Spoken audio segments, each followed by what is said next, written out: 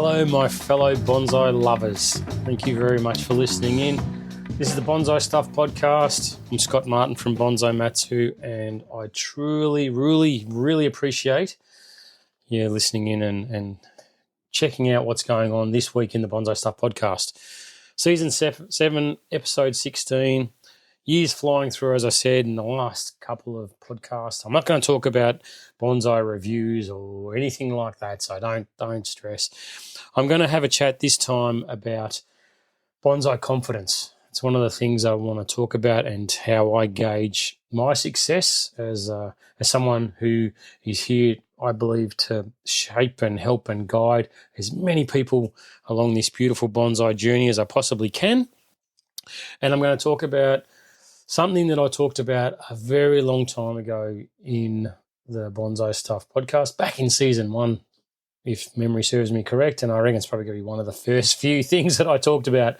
It's something which flows through my head every single time that I work on a bonsai, and it's that good structure is good bonsai. So I'm going to have a bit of a talk about that with shortcuts and all that sort of thing, because we're getting to, we're always at a period where we're doing work on our trees, but you can either keep making improvements, which sometimes might not feel like an improvement because maybe it doesn't look quite as full, but doing the right thing at the right time will mean that your bonsai will be far superior than taking these shortcuts, which might get you close, but nowhere near where they should be. So let's get into it.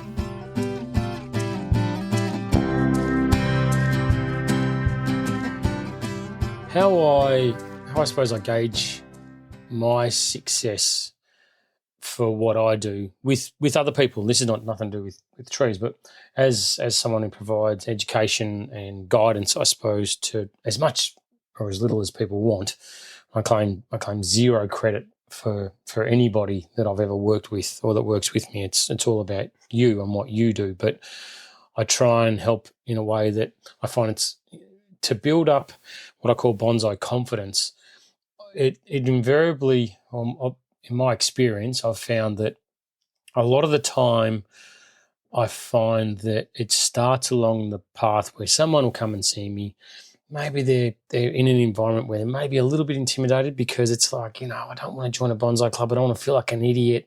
I'm not sure what to do. I've only been doing this a little while and my trees are nothing. And no, I don't know what I'm talking about, But I find that invariably it'll be people will come along and it'll be, just tell me what to do. What should I do with this tree? Here it is. What would you do? And it'll be, okay, well, let's go along the journey and think about, trunk, structure, shape, height do you want? What front do you like? Let's get some kind of buy-in and start the process together. But invariably it's always that step 1 in the confidence process is tell me what to do. Just tell me what to do. What would you do? Where do I cut it? What do I keep? How do I wire it? What's the shape? Where's this going to get to? Because you've got all these experience and I'm irrelevant where I'm at, which I don't agree with, but that's invariably where these things tend to start. So I see my role is as someone who nurtures and grows that person's bonsai confidence, just like I would a bonsai for development. So the next part in individual's development is it goes from that, just tell me what to do, to, okay, I think I would like this. What do you think? Is it the right thing to do? So it's their confidence is building step by step. They're maybe, whether they're on the same path as me is irrelevant. It makes no difference. But it's, I then talk about horticultural constraints and things that maybe aren't possible. But it's like, yeah, okay, if that stuff's all good and the tree's going to get healthier as a result of doing it, then yep, let's do it. And the final step, when I know that I'm successful in doing what I desire to do with people, is it comes in the wave where it's, hey, look what I've done. What do you think? Is there any improvements you'd make to this? But that person's confidence is built so much that they're actually using scissors and branch cutters and wire cutters by themselves. They're shaping and styling and they're content with it. Sure, there's going to be, individual trees that people get lost with and it's like, I can't see the forest for the trees. What would you do? I'm stuffed. But But I find that it's reassuring for me to know that my job is to build that bonsai confidence, and with some, with foundation work in there and all that sort of stuff. It's not just like, I want to build confidence to cut things off trees. It's not at all. But confidence to take the building blocks and go, okay, well, this is the tree. It's raw stock. I've picked this as my front. this is my height. I think this would be the trunk shape, and I would cut back to here. I would redevelop this part of the tree. And you can sort of go, yeah, okay, the cogs are turning. Like you're in the bonsai zone now. Like you're thinking like I would think, and that's perfect. The end result doesn't have to be what I want to look at, but it has to be the process that you go through to get to that point, and we're all going to see things differently. And that's the beauty of design. But I know that that's when that confidence for me is at the point where I go, you know what, I'm really happy with that. But it gets to a point where something may happen. There might be an incident. There might be something completely unexpected, a change in environment, maybe a collapse of watering system, maybe it's a fungal issue, whatever it is, then this fear of working on your bonsai creeps in. And I see it a lot. So people that I've worked with for a long time, 4, 5, 6 years, something like, maybe even longer. I had an incident the other day with a fella who's moved into interstate, and with a change of climate and maybe, horticultural practices need to be different based on the location. There's been setbacks with trees. And so all I heard was this negativity. This has died, that's dying. Look at this, it's really sick, it's not doing well. And mind you, this is out of, I probably saw maybe 3 trees out of a collection of 50, 60, something like that. So there's a lot of trees in the collection. But there was this fear had crept in that I can't do anything, because if I do anything, it's going to be the wrong thing. I am going to set my trees back further than if I just left them alone. But leaving them alone, as everybody knows that listens to this podcast, leaving them alone is going to be more detrimental than doing something. You must do something. Even if it's not 100% correct, you must keep taking steps forward with your trees. Doing nothing is going to be the quickest way to set these trees back.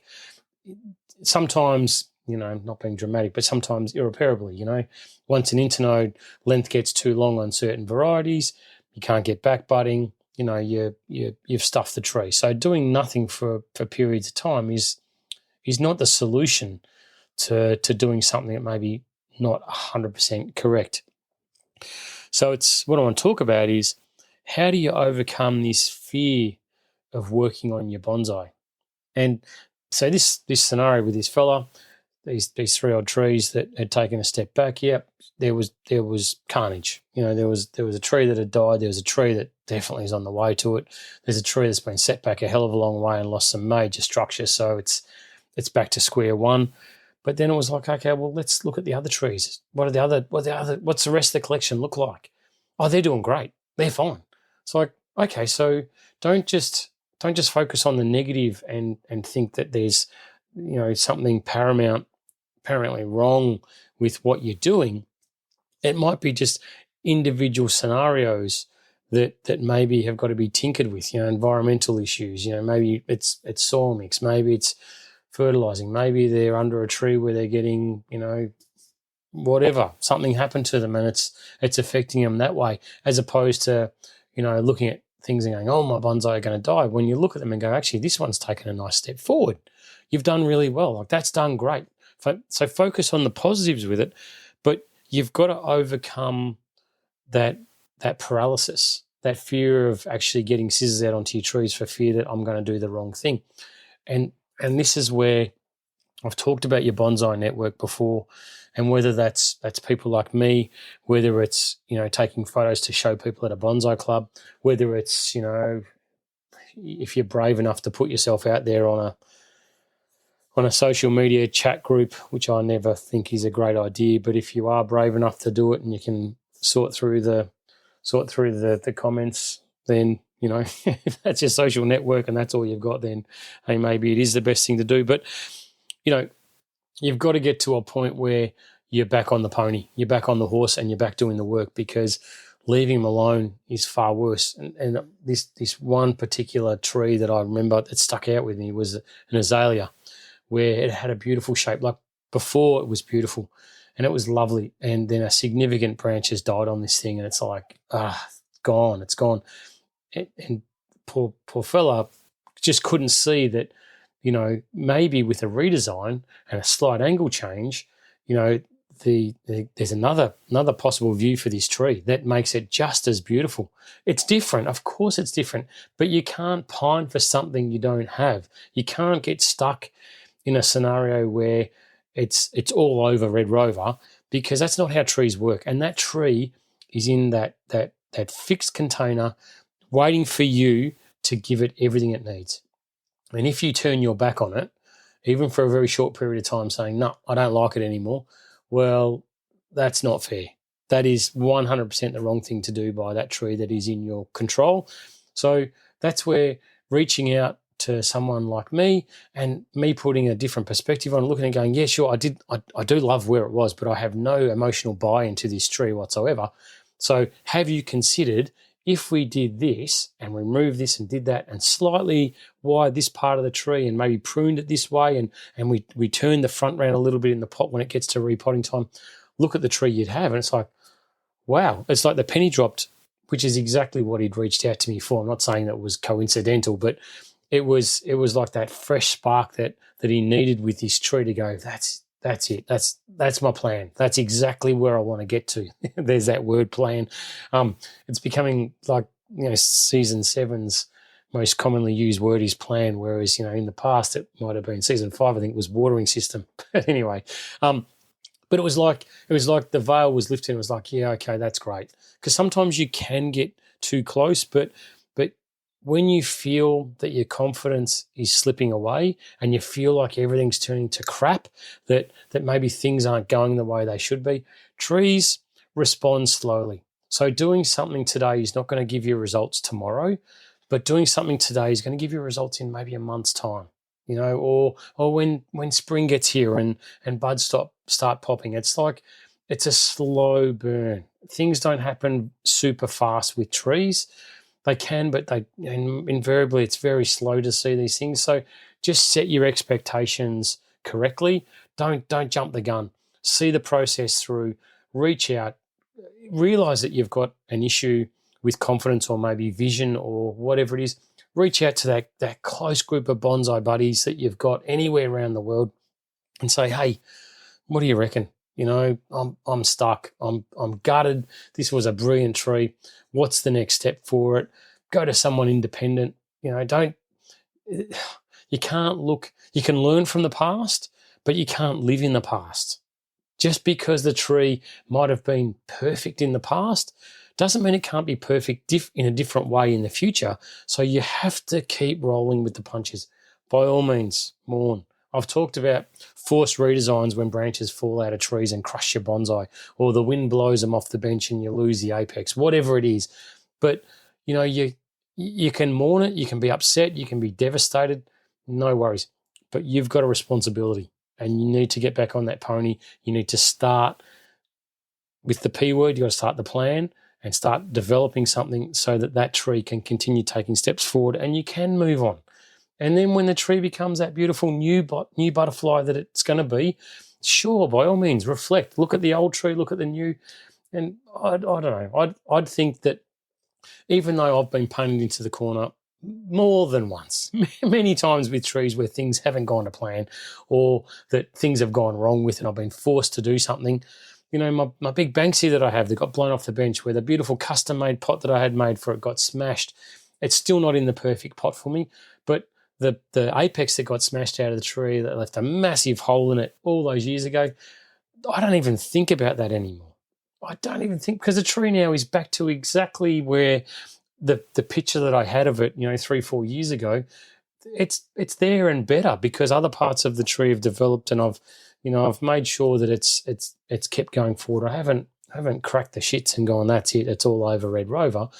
I've put it back in play and now it's, I say it all the time, but it's one of my favourite trees. I love it. I can't stop looking at the beautiful flowers that it's got. So your bonsai confidence, only you can change you.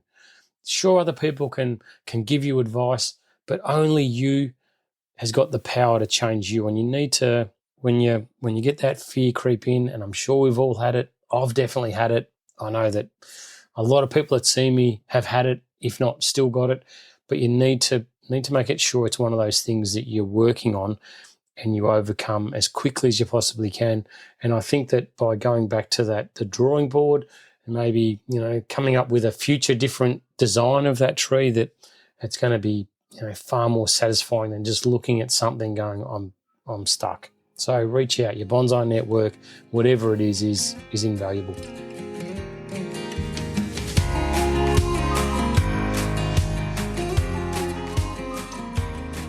All right, you've all heard me say, you know it, backwards.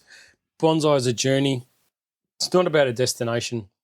It's about the process. It's about the enjoyment. It's about blah, blah, blah, blah, blah, whatever, right? And that is so true. That's a motto that I live with.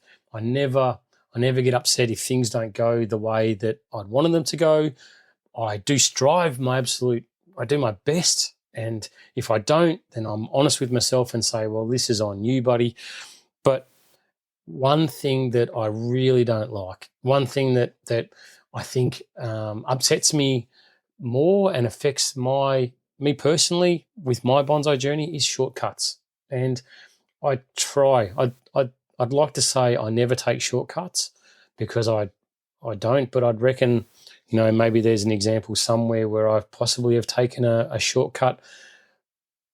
But so I'd say it's 99.99% of the time I don't take bonsai shortcuts, because I just don't agree. I don't agree with them. I think that if you take a shortcut at whatever point or whatever stage it is that you're working on with your trees, then sooner or later you're going to pay the price.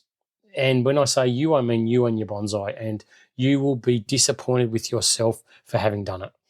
And I bring this up now, like, it's you seem like it's a funny time to talk about this, but starting May, for me, it's sort of like the alarm goes off and I'd start getting into my pines. So I like to make sure that my head's wrapped around what I've got to be doing at the time. And every every week of the year, I've got bonsai stuff that I have to be doing. The stuff that's allocated for jobs, big or small, different species, different varieties, whatever it is.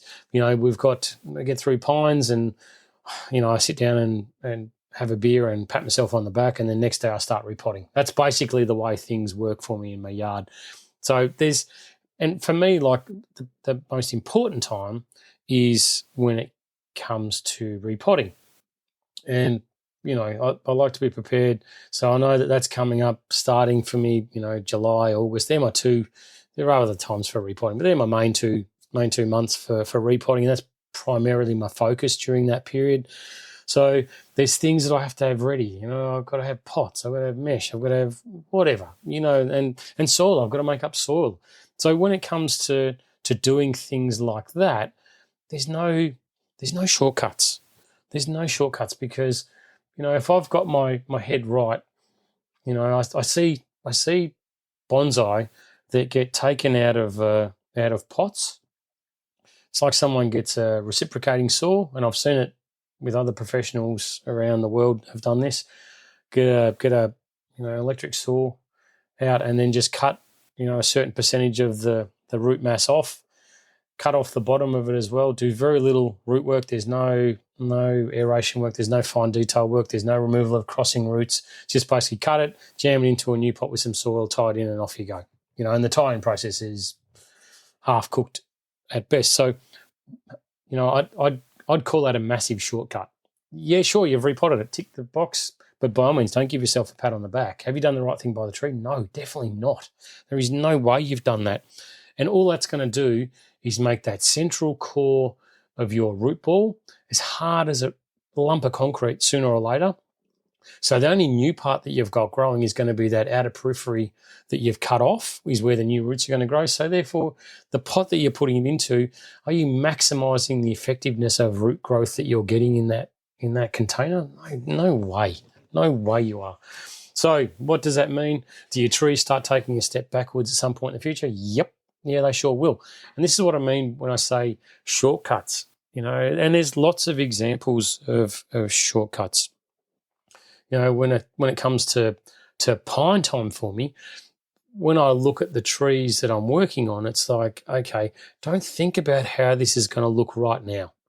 Do not make my bud selection process and my needle plucking on how this is going to look right now. Think about what it's going to look like next year when I work on it. Think about what it's going to look like when I'm decandling it. Think about it in 2 years' time, in 10 years' time, in 100 years' time. And and I'm not being overly dramatic, but what you do now has a ripple effect well into the future of this tree, well into the lifetime of this tree. And, let's say you're looking at it going, oh, it's a bit hollow if I leave 2 buds, but, Scott always bangs on about, 1 to 2 is, no more than 2 things at any one point. I'm going to leave 3. You can. And I'm not the bonsai police. I'm not going to come around and say, hey, here's a demerit point for you because you've done the wrong thing. But you've got to understand that there's consequences to that. Leaving 3 things, it's going to create swelling. It's going to cause an ugly junction, which, somewhere down the track, that whole junction may need to be cut off because it might become something so visibly ugly to the structure of the tree that while you look at it now and go, hey, it looks fine, somewhere in the future, you might look at it and go, that just looks so wrong. Like, I wish I hadn't done it. I've said it. That's part of the reason for this podcast is, and part of everything that I do with my teachings and my learnings, and anytime I talk about bonsai with anyone, whether I'm on a stage or I'm talking to you one-on-one on a Zoom in, California, it makes no difference to me. It's always about trying to overcome any shortcomings that I made that somewhere along the way affected me and my bonsai journey. It's one of the most important things that I ever learnt, that I ever got told, that rings in my ears every single day of my life. It's one of these ultimate important learning points that I've picked up on, that I reflect on every day. It's like being told by my pa that, treat people how you want to be treated when I was a young kid. That I still remember the exact moment that where the sun was in the sky when I was told that. And I was probably 8 years old, 9 years old. And I still remember it to this day, and I still think about that. It's exactly the same for me when I got told good structure is good bonsai when I was over on my very first trip in Japan. I remember the moment. It's like a thunderbolt went through my body. It's like, that's something that I'll never forget. And every time I work on a tree, every time I look at a tree, anytime I get asked for my opinion, anytime I get asked, oh, what about, yeah, look, you can. Structurally, it's probably not the best thing, and this is the downside to it, and this is what I think will happen in the future, so think about it. And I had an incident the other day where, one of my bonsai mates was in a workshop, and we were talking about a white pine. And, and Adrian, he listens to the podcast, so he'll hear this part, but there was a part where we were looking at, raw stock, and we were wiring shape, and he's like, oh, what about this branch at the back? And I'm like, yeah, look, I'd probably, for fullness, wire it, keep, but I think it's going to be something you're going to cut off later on, mate. But yeah, maybe for now, just keep it. Let's develop this branch above it. Let's do this. And he's like, yeah, okay.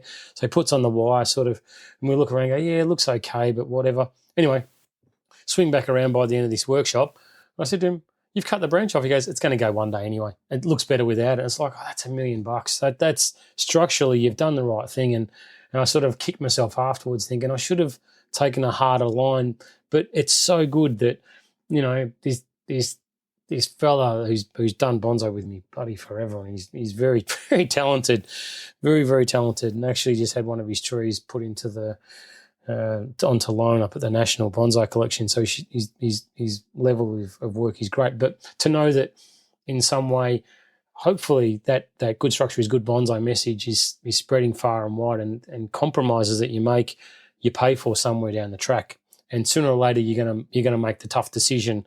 It's just whether it's had an impact on the rest of your bonsai. So I think, if you approach your bonsai to be about structure and not silhouette, I think that you're going to be in a position where you're going to be far stronger, far superior. I think you're going to be far happier. And I think your trees are going to be a hell of a lot better than if you'd focused on what they look like and thought about that structure. Let the silhouette develop. Let that happen naturally by itself.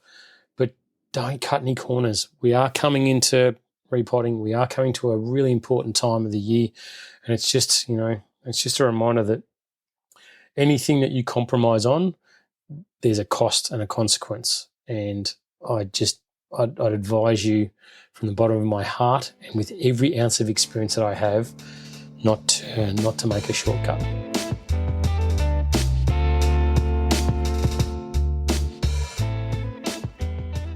And just like that, folks, you crazy little tree and pot lovers, we're done. Thank you very much for listening in. It truly means a lot. And I do honestly mean those things, about reaching out to people and seeking advice. You don't have to take it. Like, you don't have to. Just because someone says, I would cut that off or I would do it like this, it doesn't, I'm not saying that you shouldn't trust what you do, but when it comes to confidence, I think that sparking of ideas and that community, the bonsai community that we've got at whatever level that it is for you, whether it's an online group or whether it's a text message or a WhatsApp group or it's, a club group, whatever, horses for courses, whatever it is, I think it's really important to build your confidence back up, brick by brick, step by step, do it little bit by little bit and get back on the horse. The tree needs you. Like, you cannot turn your back on it. And when it's in that dire state of need, sometimes, you have to accept the inevitable that maybe things have gone pear-shaped. Maybe there isn't a way back from it, but you certainly do everything you bloody well can to the best of your ability to give it every shot for that tree. Will it be the tree that it was before? Maybe. I don't know. Maybe not. And if it's not, does that mean that it's, not your favorite tree? Yeah, sure, maybe it's not. But is it worth giving it another shot to try and build it back up? Yeah, I reckon it is. And you just start the process again. Don't live in the past. Learn from the past. As I said, learn from mistakes. This is the same with anything in your life.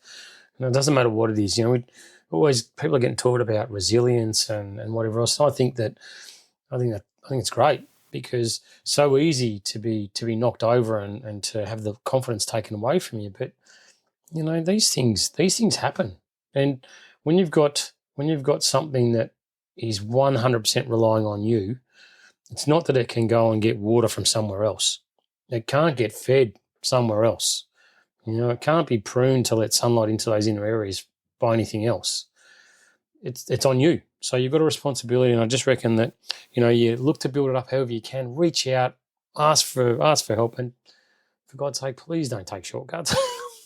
I did, been there, done that, worst thing I've ever done. Would I do it again? No chance.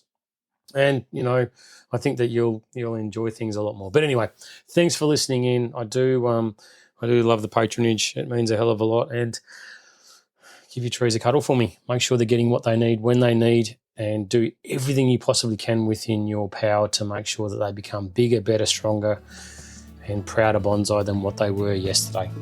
Until next time, as always, happy bonsai.